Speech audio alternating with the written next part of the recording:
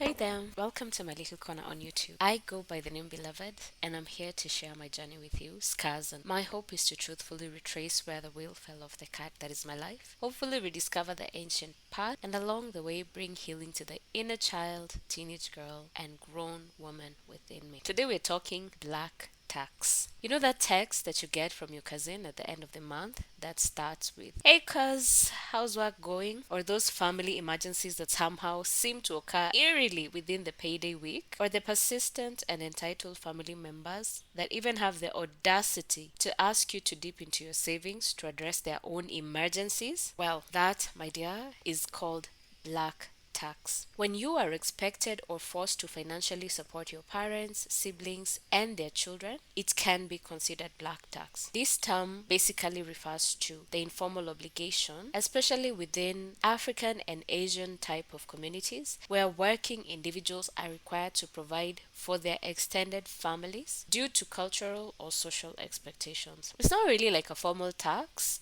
but it's a very, very real obligation, and it comes straight from your net income, straight from your paycheck, often to support family members who see you as their ATM. So, like I mentioned earlier, black tax will involve helping parents who may not have pensions or savings, paying for siblings' education, or supporting nieces and nephews. It's typically seen as a moral duty, but it can create a real financial strain on the person providing it, particularly when it is not planned or budgeted for. It stems from traditional values where tightly knit families come together to support one person either through school, and then this person is expected to come back and pay it forward by supporting not only the family members who helped him or her go through school, but by supporting other members of the community as well who might have been a part of his journey to get to the point where he or she is at. It's a cycle that has been perpetuated over generations, and I will not lie to you, to come out of it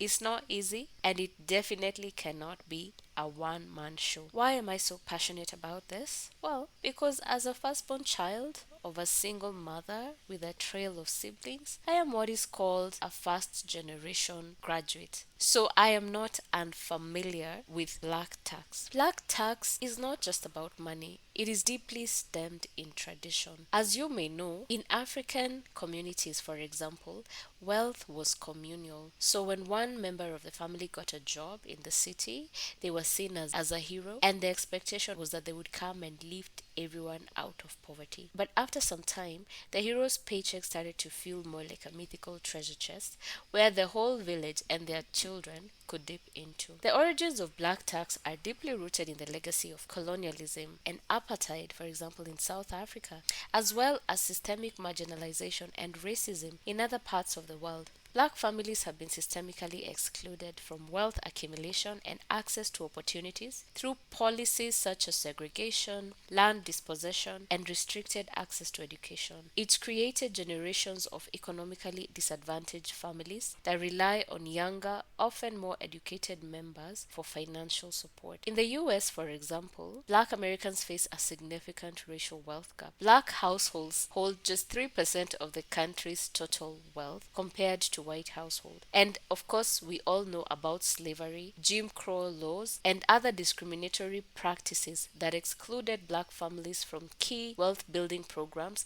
such as home ownership or access to quality education, which has resulted in deep roots of wealth disparity and perpetual inability to build wealth as a result of black tax. Looking at our African brothers and sisters, in South Africa, for instance, it is estimated that over 50% of black professionals support their extended families despite financial strain. These young earners are often first generation graduates and breadwinners, juggling their own financial responsibilities, government and student loans, as well as those responsibilities stemming from their parents, siblings, and extended relatives. If you think South African is unique, let's look at Kenya.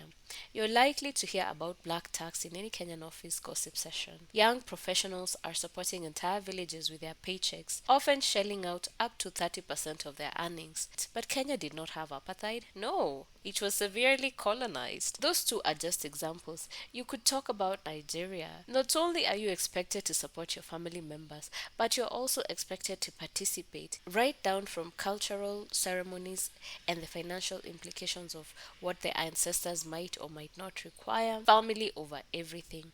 If you don't send something back home, your ancestors will come to have a conversation with you. With high inflation and unemployment, the support often stretches beyond basic needs to paying for elaborate asobi wedding outfits for the one cousin whose wedding you didn't even want to attend. Yeah. And this story repeats itself not only in Africa or the US, but in other regions, particularly for marginalized communities where communal living was the foundation of the society. However, there are some governments that are trying to do something about it, even in these areas that we have mentioned. Rwanda, for instance, as compared to Kenya or Nigeria, the situation of black tax is a little bit lighter thanks to better access to social services and improved economic conditions. Having learned from the painful history of genocide, is working really hard to put in place social services and improved economic conditions that are accessible to all communities. So, based on what I've highlighted so far, you might think that black tax is just about money. It runs way deeper than financial implications. While family love is priceless, black tax often makes young professionals delay in buying homes, savings, or investing.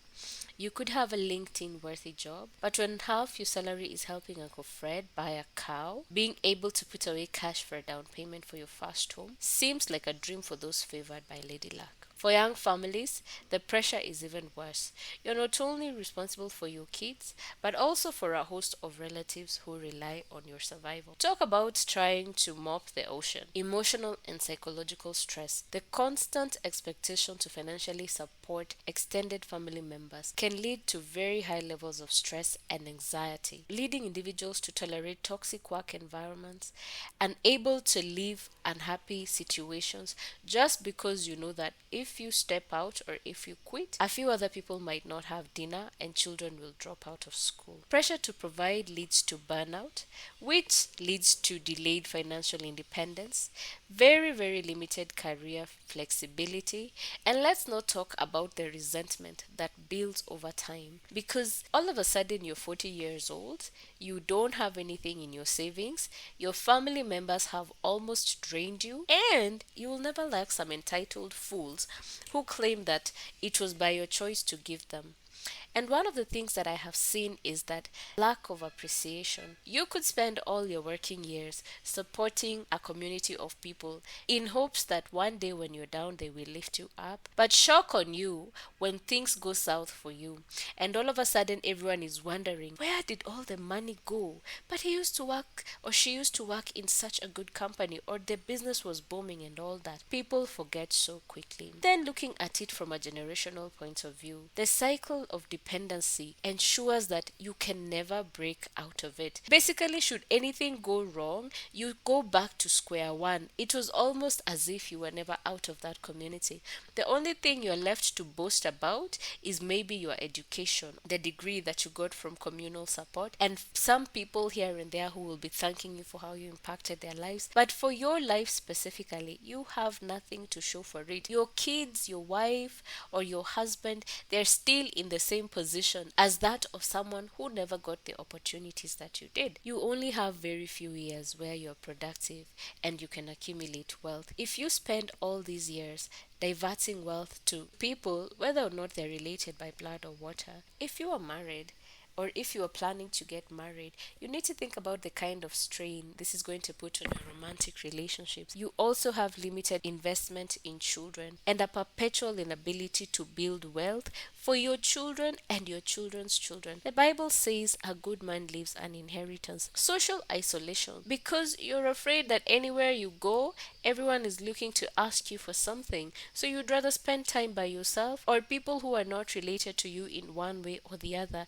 just to have some level of peace of mind. So, how can we come out of this? And how can we come out of this in such a way that it is sustainable, where we are not only able to help our families, but also we are able to cater to our needs now and set up our children to be able to start life on a better platform or a better foundation than where we did ourselves. So if this is something that you are going through, or you have experienced, or you know someone is experiencing, stay tuned for part 2 of this discussion, where we will look at how can we get out of black tax, what does the Bible say about helping family, how do we deal with the guilt, shame and resentment that stems from having been part of this cycle for the longest time, and how can we intentionally build wealth while supporting our families and live a happy and fulfilled and guilt-free life. Thank you so much for joining me today, and I look forward to read and learn your experiences with black tax in the comments section. Don't forget to like, share and subscribe. Until next time, stay blessed.